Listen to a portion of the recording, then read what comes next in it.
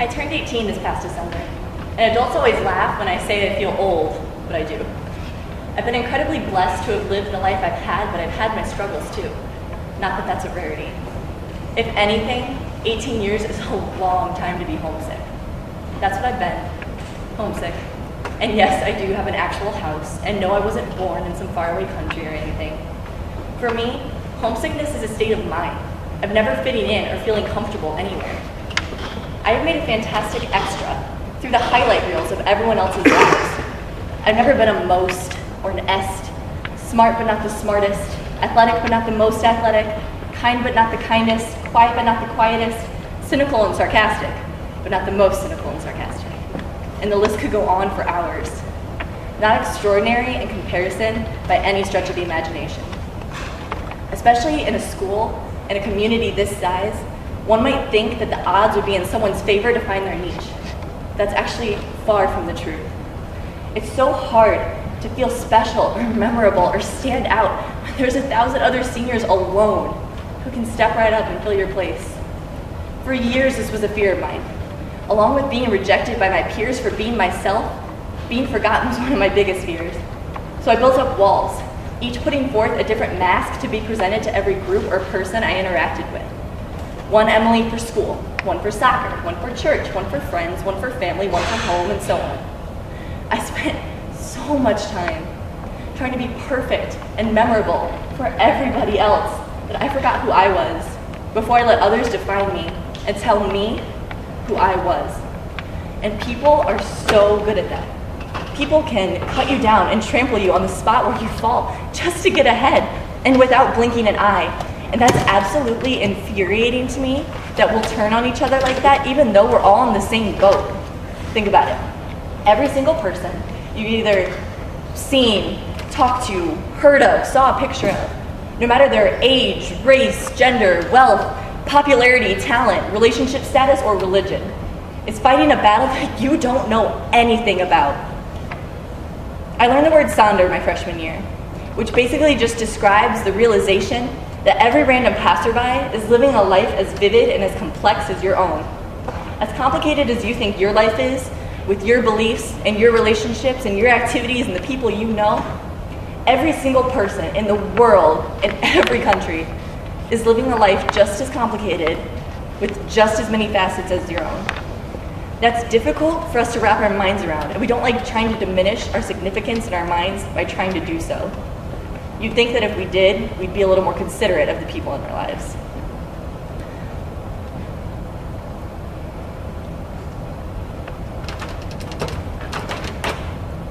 It's so hard to try to remember that the people in your lives are going through struggles just like you are. It's so hard. It's all about me is the mantra of today, and I'm not excluding myself from this. Trust me, I've diligently fulfilled the role of the misunderstood teenager. I struggled through my freshman and sophomore years, never really fitting in or clicking with any one specific person or group until I made all those layers of myself to try to please everybody. And even then, I was always on AM when everyone else was on FM, and I felt like I was behind.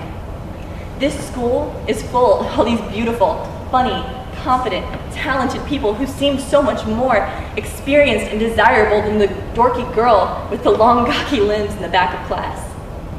So, instead of focusing on my inner self like I should have done, I chose to compare my exterior with everyone I saw. And I tried perfecting it through any means possible, even destroying my body with unhealthy methods of weight loss.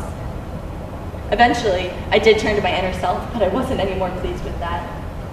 I expected so much of myself, and I wanted to match every good quality about everyone. I wanted to be as put together as the prettiest girl in school. I wanted to be as smart as the smartest kid, as athletic as the best athlete, and as kind as the nicest soul. And when I couldn't meet all those standards that I set for myself, I lost all my self-worth and turned to the worst and most destructive methods possible to try to cope. Ultimately, I just lost the avidity for life that I now cherish. The summer after my sophomore year, I basically hit rock bottom, but I was asked by my youth pastor to go on a mission trip to Guatemala with him. Against my better judgment, I went, and I'm so glad I did, because it was there that my life did a 180.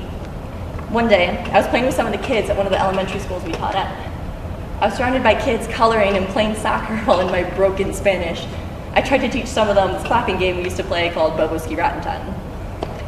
It was there, amongst all that innocence and simplicity in that moment, that I realized that the person I was there was who I wanted to be all the time. For the first time in however many years, I caught a glimpse of the wall and layer-free Emily, and I had missed that person. After that, when I got home, I desperately held on to that glimpse. It's been one of the hardest things I've had to do to stop all my unhealthy behaviors and work to better myself. But now I can look back and smile at how far I've come since then. There's still bad days and bad weeks. But now with that glimpse and that memory of who I want to be, it's easier to work towards the hope that one day I can be that person 24/7 as I still continue to try to find myself. And to be honest, that has really pissed some people off. Because the self that I have found is not the people-pleasing, happy-go-lucky Emily they've all grown accustomed to. She's a mess, but I have fought like hell to be where I am and be who I am right now, and I am damn proud of it. So I've learned to take risks, like speaking to you all now, to help with the consequences. Society and your parents and your preachers and teachers and bosses and anyone will try to tell you that you need to be perfect, you need to be all put together, you need to have your life figured out. And I'm here to tell you that that's bull, because it's a myth that everyone knows what they're doing in life.